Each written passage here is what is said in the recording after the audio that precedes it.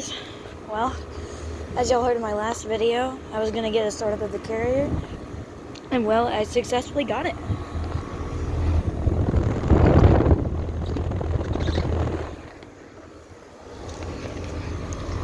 So this unit is from 2022 and it is a 5-ton. That's already ice cold.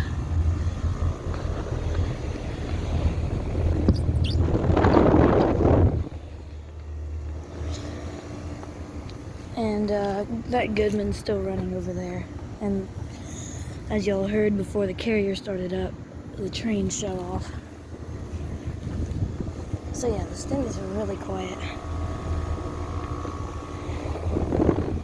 Well, I'm not gonna keep this video going for too much longer, so yeah. Thank y'all for watching. Make sure to like and subscribe to my channel, and I'll see you on the next one. Over and out.